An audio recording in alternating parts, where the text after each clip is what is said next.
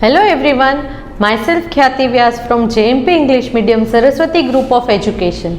Today I am conducting this session for grade 4 and this is subject SS and we are discussing chapter number 3 the plateaus and the desert region और आज हम लेने जा रहे हैं इसका session number 6. We have already completed the chapter explanation in our 5 sessions. 5 sessions हमने लिए थे जिसमें हमने चैप्टर को एक्सप्लेन किया था.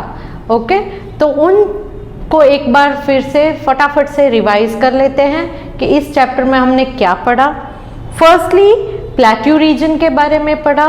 प्लेट्यू रीजन में हमने ये देखा कि नर्मदा रिवर जो है वो इंडिया में फ्लो होती है और वो पूरे के पूरे प्लेट्यू रीजन को, जो सदर्न प्लेट्यू उसको 2 पार्ट में डिवाइड कर देती है. एक है सेंट्रल हाईलैंड और एक है Deccan plateau. Then central highlands में हमने ये पढ़ा था कि सेंट्रल हाईलैंड्स में अगेन 2 पार्ट है. एक है मालवा प्लेट्यू और एक है Chota Nagpur plateau. Okay, then Deccan plateau जो इंडिया का लार्जेस्ट प्लेट्यू रीजन है उसके बारे में हमने डिटेल में स्टडी किया था डेक्कन प्लेट्यू के बारे में. After that we learned about the rivers. Indian rivers जो है प्लेट्यू रीजन्स की जो रिवर्स है उसके बारे में हमने पढ़ा था कि नॉर्मली जो रिवर्स है सारी की सारी प्लेट्यू रीजन की वो फ्लो होती है टूवर्ड्स बे ऑफ बंगाल और वहाँ जाकर मिल जाती है. एक्सेप्ट 2 रिवर्स, सिर्फ 2 रिवर ऐसी है जो बे ऑफ बंगाल में नहीं फ्लो होकर जाती है. वो है नर्मदा एंड तप्ती. ये नर्मदा एंड तप्ती 2 ऐसी रिवर है जो अरेबियन सी की तरफ फ्लो होकर आती है. बाकी की रिवर्स बे ऑफ बंगाल में. क्यों? क्योंकि हमारा जो इंडिया का प्लेट्यू रीजन है वो स्लोपिंग है और उसका स्लोप कैसे जाता है, वेस्ट से ईस्ट की तरफ. वेस्ट में थोड़ा हाई है, ईस्ट में लो है, तो इस वजह से ईस्ट में बे ऑफ बंगाल है तो वहाँ जाकर वो फ्लो हो जाती है. नर्मदा और तप्ती ये 2 रिवर ऐसी है जो है वो यहाँ वेस्ट की तरफ अरेबियन सी में आकर मिक्स हो जाती है. Then we also learn that Jog falls which is the highest waterfall in India, ये यहाँ पर प्लेट्यू रीजन में आता है. It is on the river Sharavati in Karnataka. Karnataka की रिवर शरावती है, उसका जो एक फॉल्स है जिसका नाम है जोग फॉल्स, ये हाईएस्ट वाटरफॉल इन इंडिया माना जाता है. Okay, then we learned about the importance of plateau region. Plateau region की इम्पोर्टेंस के बारे में हमने डिटेल में स्टडी किया था. Then the great Indian desert के बारे में हमने पढ़ा कि the great Indian desert we also call it as Thar desert. Thar desert भी बोलते हैं. Then we learnt about the life in this desert region, what kind of plants are grown, how people live there, what is the temperature there, वहाँ का temperature क्या होता है. Okay, इसके बारे में. फिर we learnt about the oasis.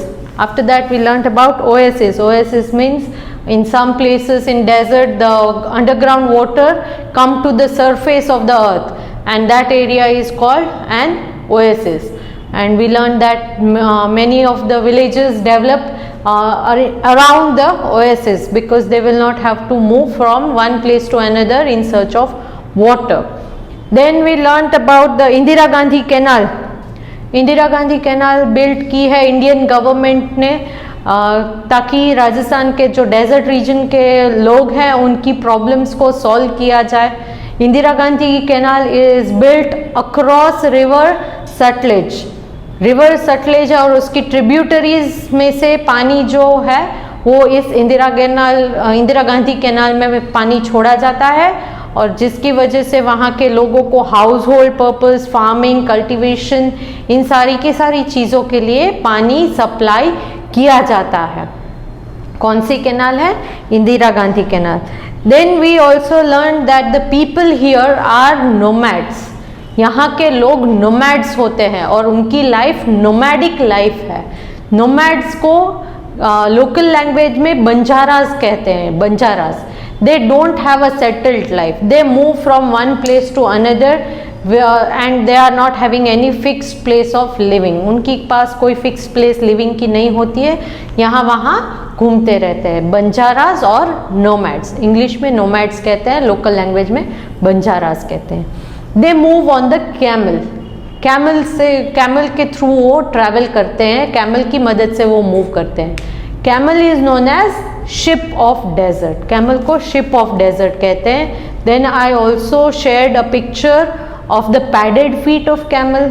Camel की पैडेड फीट होती है, उसकी एक पिक्चर शेयर की थी और एक्सप्लेन किया था कि पैडेड फीट होने की वजह से it can move in the sand very easily. And I also told you that it has a hump on its back. Camel के बैक में एक हम्प होता है जिसकी वजह से it can go without food and water for a long time. Without food and water longer time के लिए वो जिंदा रह सकता है. ये था लाइफ इन डेजर्ट का. Then I taught you about, we talked about importance of desert. Desert की इम्पोर्टेंस क्या है? In that I told you that deserts are very nice place to visit. Indians and foreign countries के जो लोग होते हैं tourist, they go to this place just to know the life of the people living in desert, how they live, what they do, what are the things they eat. Their music is also very famous, correct? So ये सारी की सारी चीज़ें. And then we learnt about the festivals. What festivals do they celebrate? Festivals like I told you Teej, Gangor, Diwali, Dashera, ये सारी की सारी festivals वो celebrate करते हैं. Then after that we'll also learn that there are many beautiful palaces and forts here built by the Rajput kings. तो ये forts बहुत interesting है, बहुत बड़े हैं, and it has a historical importance also. Then we learned that the important cities here are Jaipur, Jaisalmer, Jodhpur, Bikaner and Udaipur. Okay इसके बारे में पढ़ा था. Then I told you lastly that it has some of the wild life sanctuaries such as Ranthambore, Bharatpur and Sariska. ये wild life sanctuaries है जो desert region में located हैं. Now in today's session I am going to discuss the answers to the questions given in the exercise. The main questions in the exercise asked are: question 1, match the following; question 2, true or false; question 3, choose the correct answer; question 4, unscramble the letter to form the correct word; and main question 5, answer the following question. So let us start discussing all of these one by one. Now question 1, match the following. Question 1 है match the following. Column A, I am reading out column A. आपके पास text book होगी तो please text book open करके एक pencil लेकर बैठेगा ताकि जैसे जैसे मैं आंसर बोलती जाऊँ आप उसमें टिक कर लीजिएगा. अगर टेक्स्ट बुक नहीं है तो इट इज ओके. मैं आपको इस वीडियो के साथ जो PDF भेजूंगी वो CW वर्क का ही है जिसमें हमने इसी एक्सरसाइज को सॉल्व किया है, तो आप डायरेक्टली अपनी CW में लिख सकते हो. Okay. Now column A, option A black soil, B Nagarjuna Sagar dam, C oasis, D Teej, E Bharatpur. Now column B, number 1 wild life sanctuary, number 2 good for growing cotton, 3 celebrated in Rajasthan, 4 river Krishna and 5 found in deserts. So shall we start discussing the answer? अब हम इनके answers को discuss करते हैं. Okay, column A option A was black soil. Column A option A black soil, तो उसका answer है column B option 2 good for growing cotton. Good for growing cotton. Next, so A को आप match करोगे number 2 के साथ. Next B, option B, column A में option B कौन सा है? नागार्जुन सागर डैम. नागार्जुन सागर डैम, तो the answer for that is column B option 4, B 4. River Krishna, river Krishna. So you will match B with number 4. Next is number C, oasis. Number C, oasis.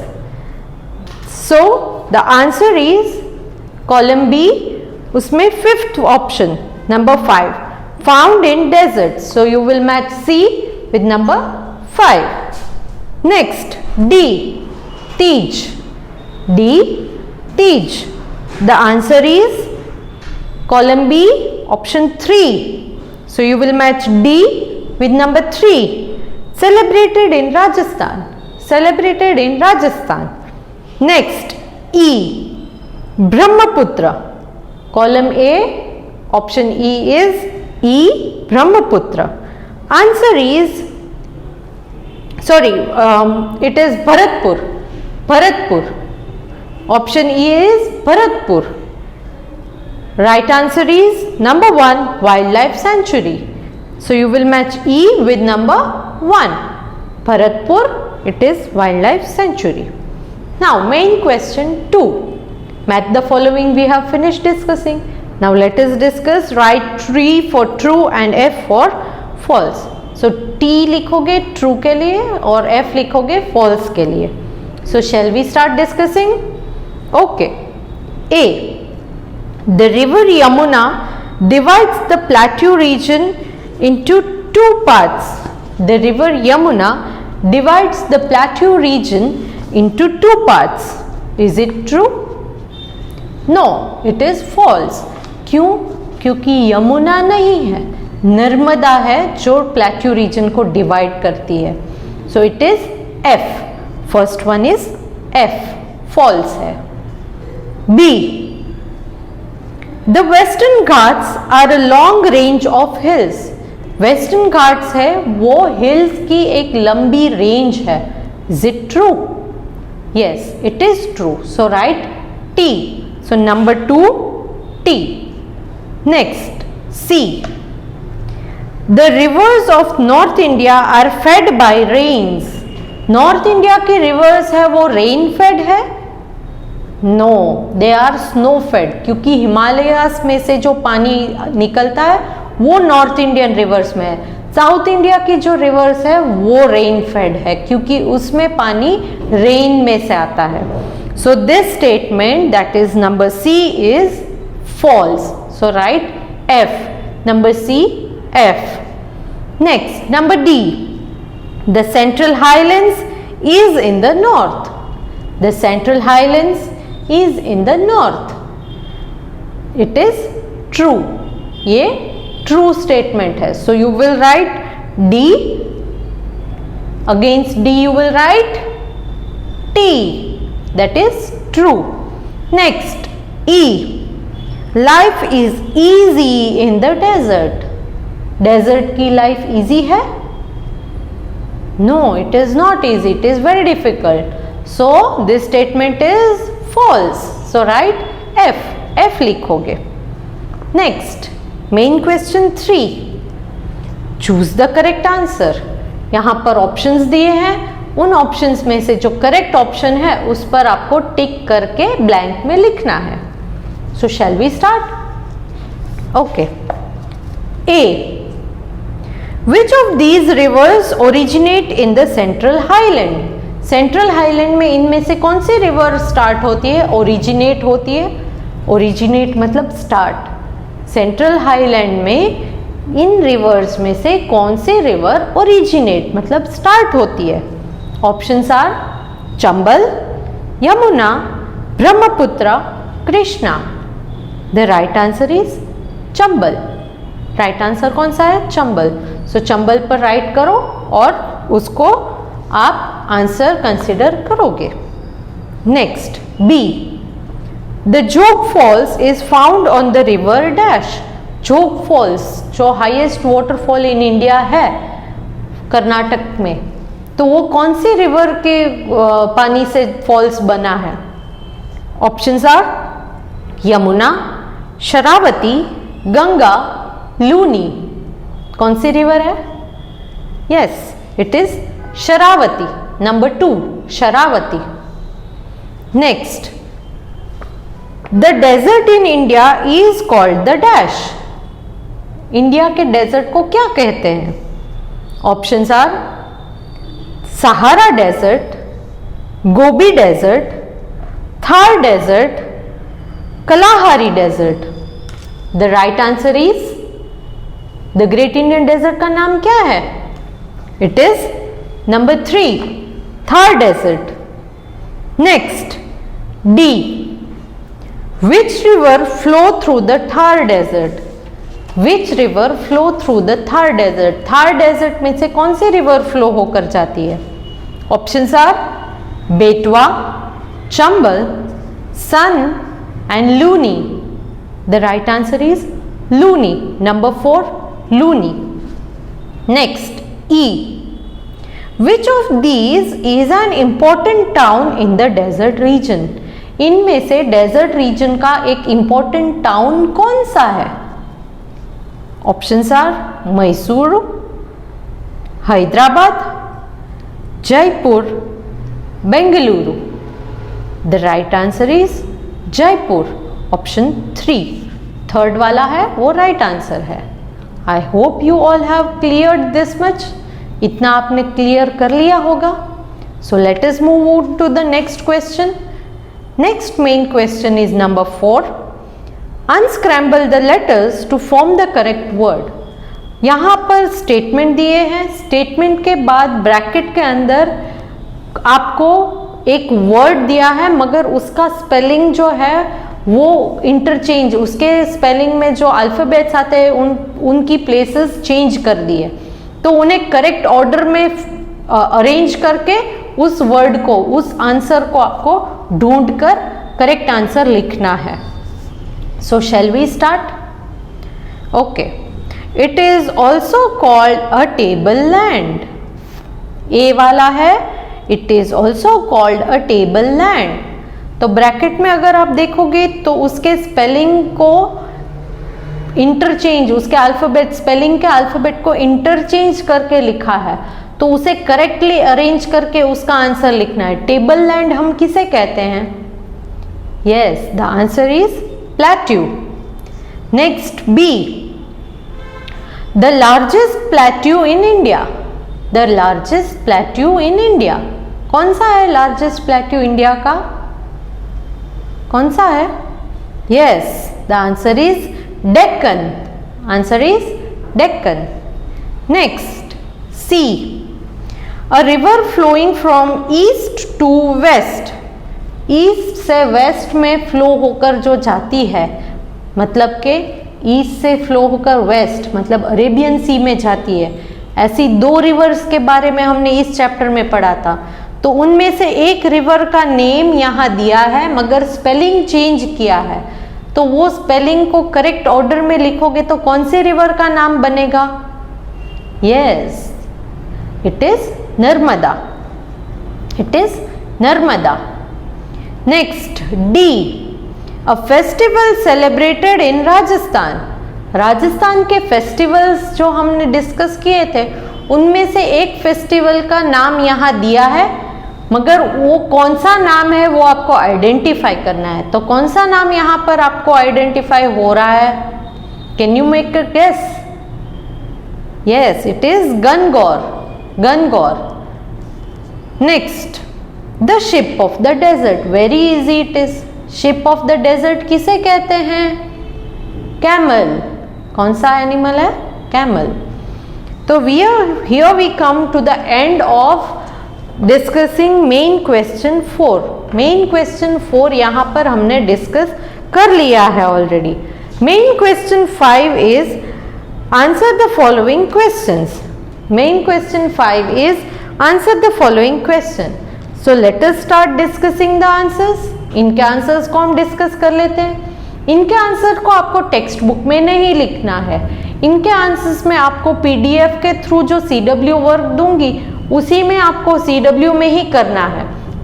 बाकी के जो math the following true और false थे वो भी आपको CW में लिखने हैं और ये क्वेश्चन आंसर भी आपको सीडब्ल्यू में लिखने हैं।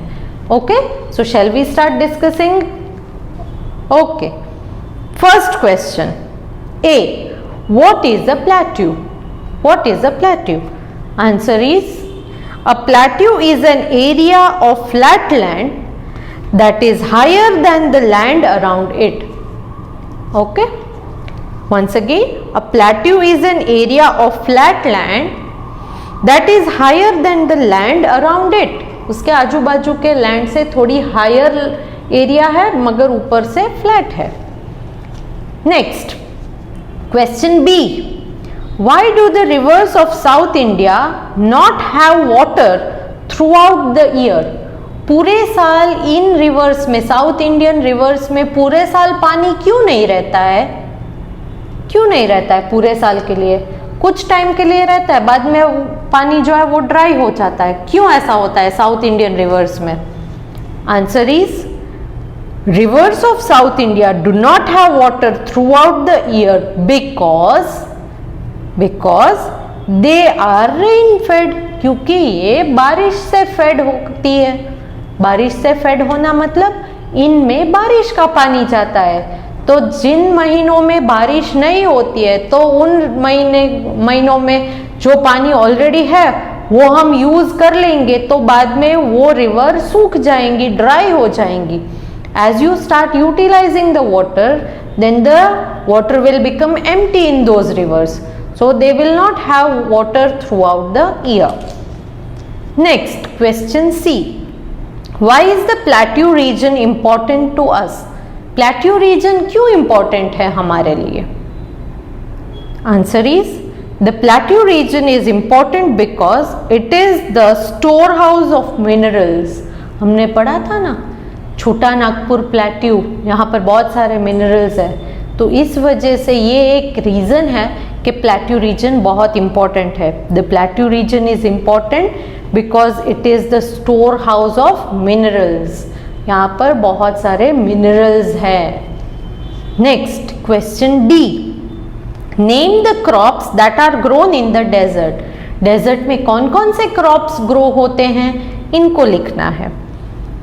The crops grown in desert are wheat, maize, barley, jowar and bajra. Once again, the crops grown in desert are wheat, maize, jowar, barley and bajra. Next, question E. Why is life in the desert difficult? Desert में रहना बहुत difficult क्यों होता है?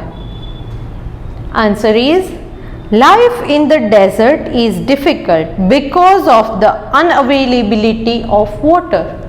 सबसे difficult इस वजह से क्योंकि पानी वहाँ पर बहुत नहीं अवेलेबल है. आपको खाना बनाने के लिए, नहाने के लिए, कपड़े धोने के लिए पानी चाहिए. क्रॉप्स ग्रो करने के लिए फार्म्स में पानी चाहिए, तो पानी अवेलेबल नहीं है, इसीलिए लाइफ डिफ़िकल्ट हो जाती है. टेम्परेचर का इश्यू है मगर वो सॉल्व हो सकता है.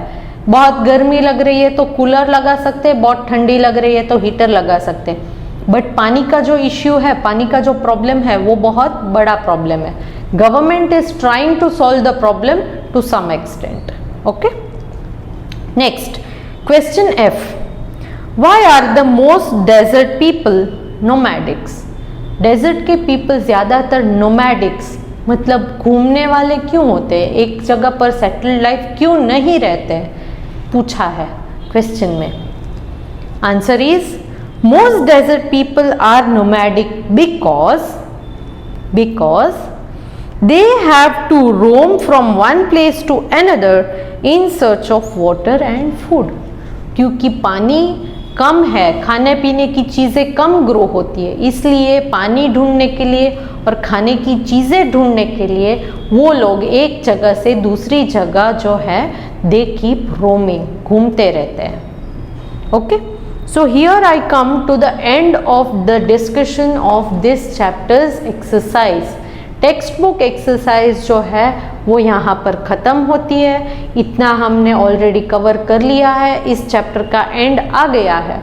इस वीडियो के साथ में आपको PDF में CW वर्क भेजूंगी and I hope you all will complete your CW.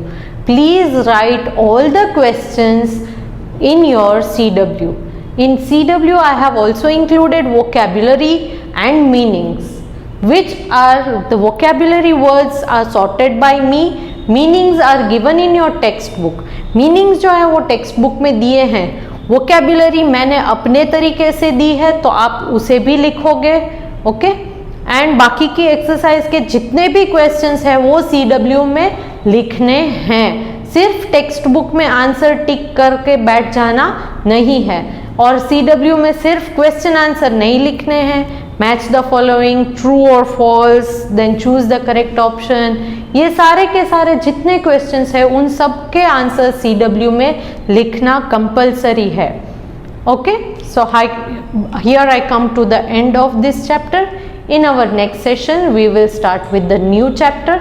So bye till then.